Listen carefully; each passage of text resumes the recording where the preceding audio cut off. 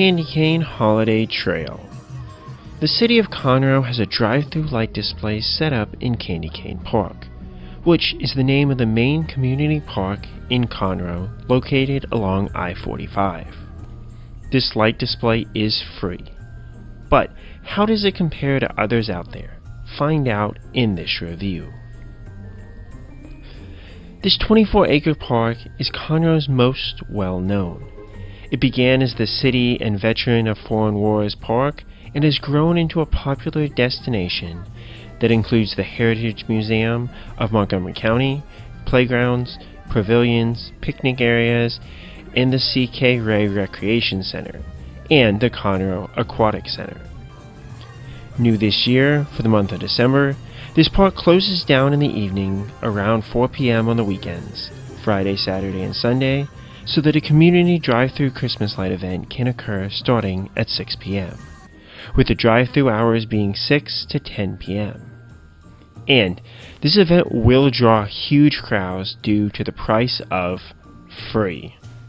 As I was driving for other reasons, I don't have footage of how long this line was, but it was entirely wrapped around the CC's building from what I could tell when I went by around 6:30. So, if you're heading over here shortly after the sun sets, be prepared to wait.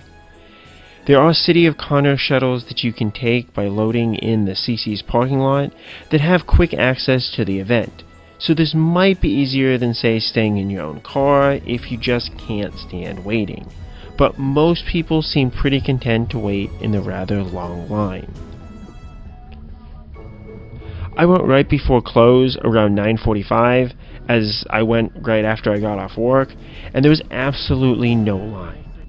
Most families aren't going to want to wait until this late, and that's entirely understandable, but likely it is going to be the best time if you don't want that wait. There's also just a lot of workers between people to help guide cars along the path and the police officers along the main roadways. So when compared to a drive-through event like the light park that really has no one along the course, it just kind of seems strange to have this many people working the event. The drive-through starts off with a small nod to Candy Cane Park itself, with some candy canes and overhead lights that you drive through. This is followed by some large Christmas ornaments that do look good as Christmas lights, as well as a few other Christmas decorations. The next section has some lights on trees as well as a Christmas train followed by Santa's workshop.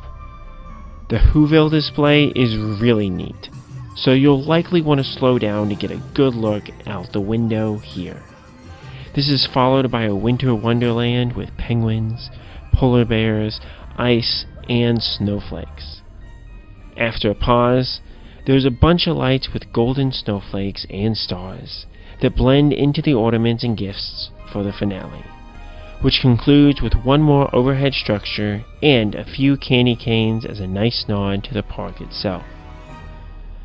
Overall, how good is Candy Cane Holiday Trail? Between some music and quality lights to look at, this is worth a quick drive-through, if you can fit it in your holiday plans. The price of free makes it very accessible for families, but this will lead to very long lines. So you'll likely want to plan accordingly unless you're willing to wait an hour or longer to see the simple light trail.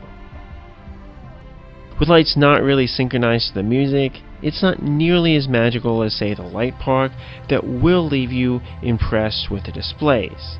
But the light park can be expensive if you don't buy during a pre-sale or get a season pass, and the light park still is only going to be about 10 to 15 minutes for a drive-through.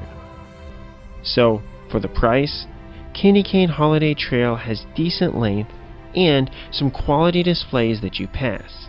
It's just missing that extra special touch to make it truly special. And synchronized lights to the music would probably definitely help in this department.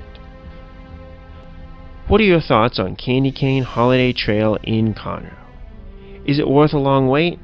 Let me know. And as always, Kapkun Krap.